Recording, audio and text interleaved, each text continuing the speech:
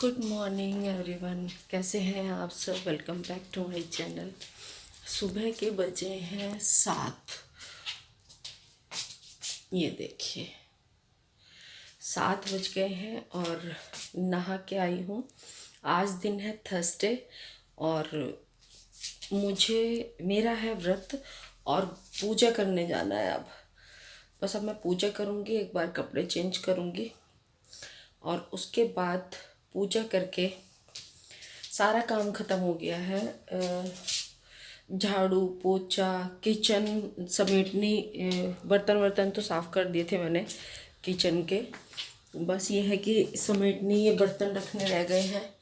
ये वाले थोड़े से उधर जो चाय बनाई थी और जो मैंने रात मेरा साग बना था वो मैंने ऐसे ही छोड़ दिया था। कई दिन से ना मन अजीब सा हो रखा था। लगातार बारिश हो रही थी तो बारिश में किचकिचाहट सी हो रखी थी। घटा लग रही है मुझे तो। देखिए 7 बजे भी मुझे लग रही है जैसे घटा हो अभी भी। तो चलिए पहले पूजा करती हूँ, फिर मुझे रोटी सेकनी बाकी है। पूजा करती हूँ, रोटी सेकती हूँ, फिर तैयार होती हूँ अपने स्कूल के लिए और सुबह के लिए चाय बनाती हूँ क्योंकि व्रत है तो स्कूल में भी मैं चाय लेके गई जाऊँगी। पीछे से थोड़ी आवाज़ आ रही होगी, मिलती हूँ। चलिए कर लेते हैं काम। पहले पर्दे कर देती हूँ ठीक, क्योंकि बाहर से आती है ठंड और ठंड आई ये मुझे तो बिल्कुल भी पसंद नहीं आती है। और कपड़े थर्सडे वाले, यानी कि मेरे पास ना पूरा पीला सूट नहीं है सर्दियों के लिए।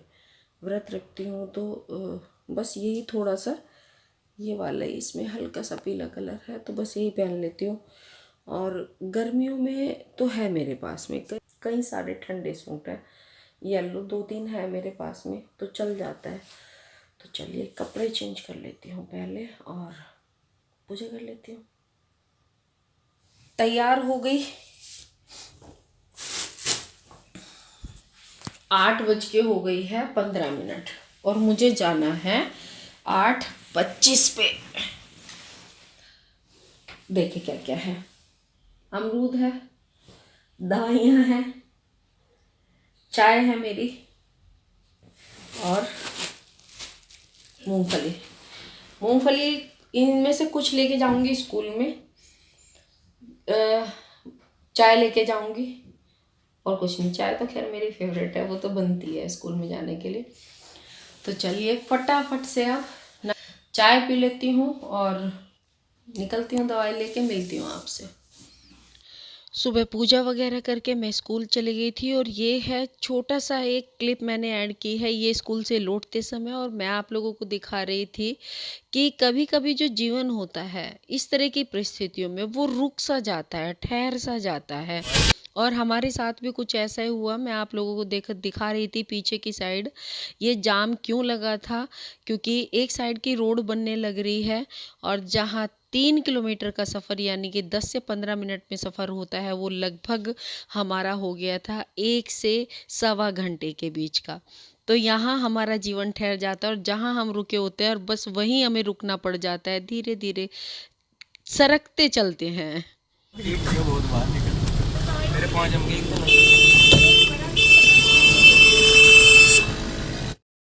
और बस स्कूल से आने के बाद खाना वाना खाया और ये फिर शाम का समय हो गया था लगभग 4 बजे का। ये चाय पीने लगी मैंने कि चलिए बस चाय पी लेती हूँ और आप लोगों से बात करती हूँ। चाय है मेरे पास में ग्लास नहीं बेटा। हाँ ये वंशु वाले कपड़े हैं ना, चल ठीक है, इसे मशीन में डाल दे।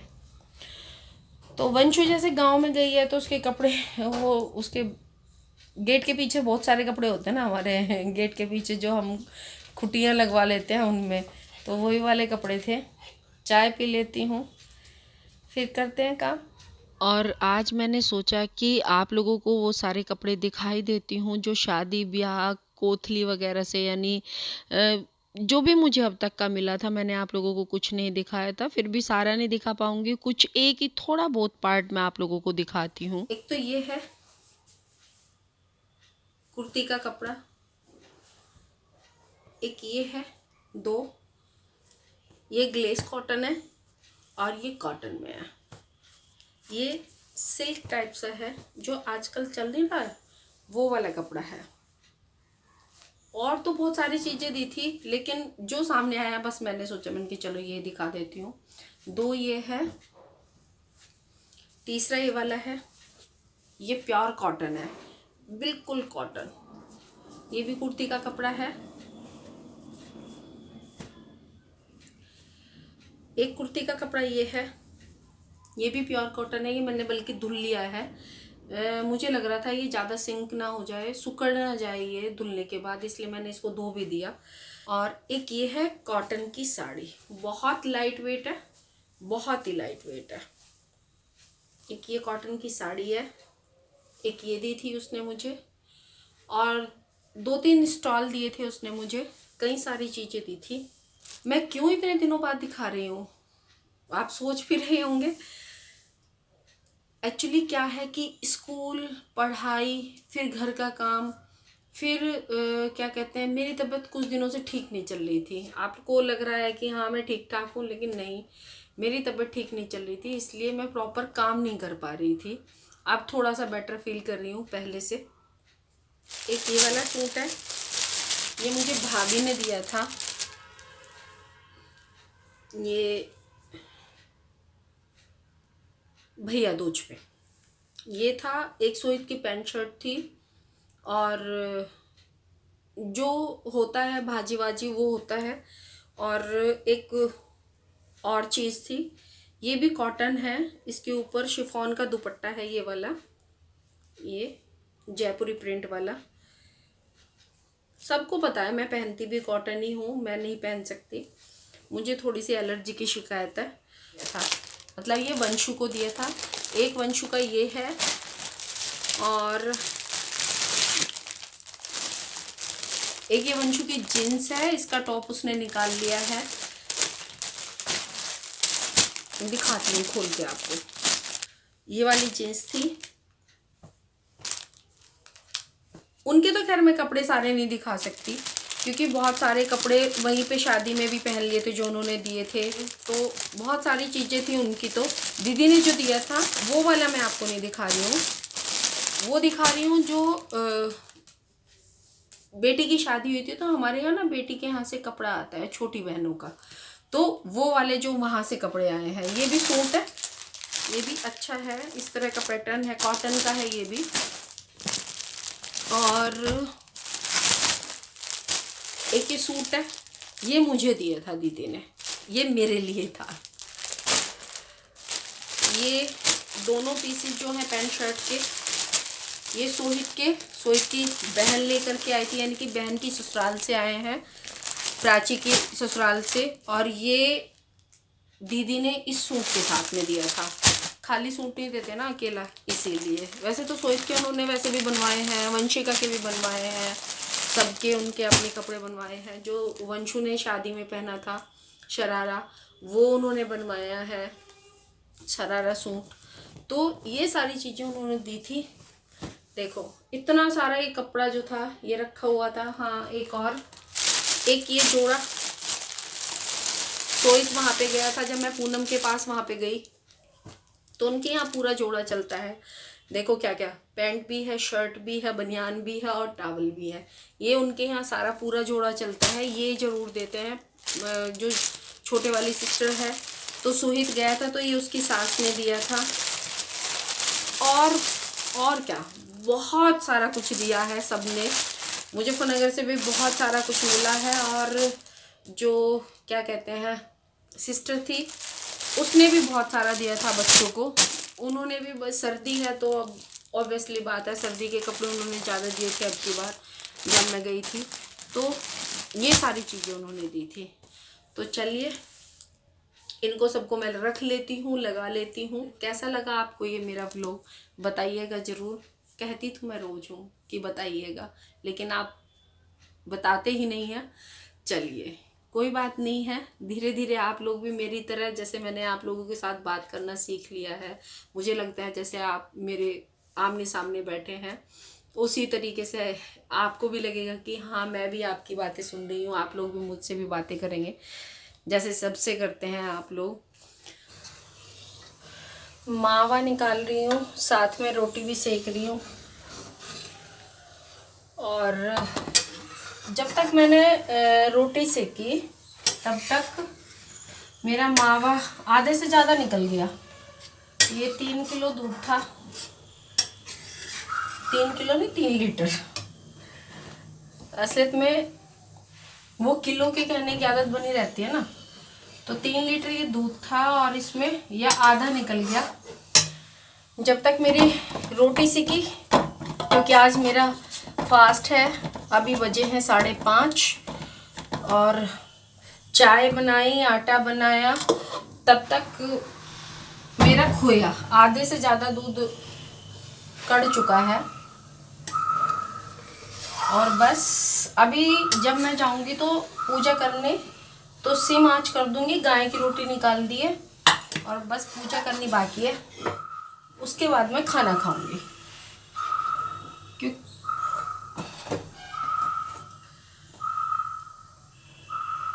ये लास्ट रोटी है मेरी तवे पर। पीछे से गाड़ी की आवाज़ आ रही होगी। ये हमारे यहाँ ना शोर बहुत होता है।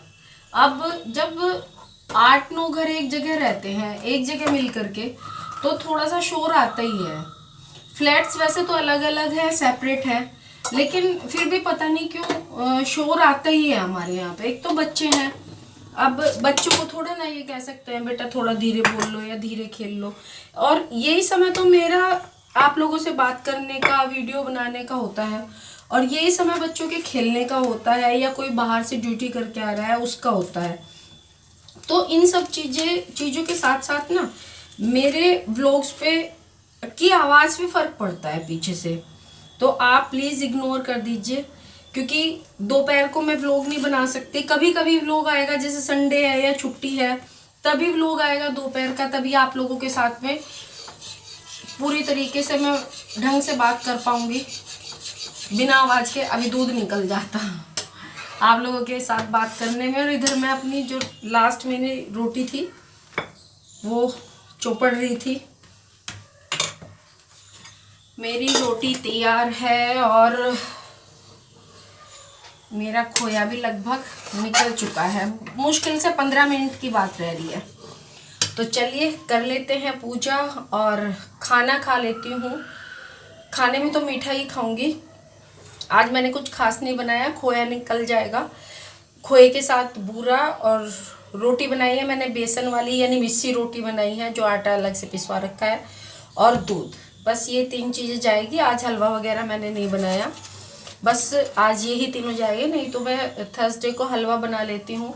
मैंने सोचा जब कढ़ाई का इधर काम हो ही रहा था, चलो एक काम, क्योंकि सारे काम भी तो नहीं हो पाते ना एक दिन में, तो एक कढ़ाई का आज ये वाला काम था, तो मैंने वो दूसरा कढ़ाई वाला काम छोड़ दिया। तो चलिए जी, मिलती हूँ फिर आपसे। मैंने सोचा जब मैं खोया निकाल ही रही हूँ तो आप लोगों के साथ थोड़ा सा शेयर कर देती हूँ।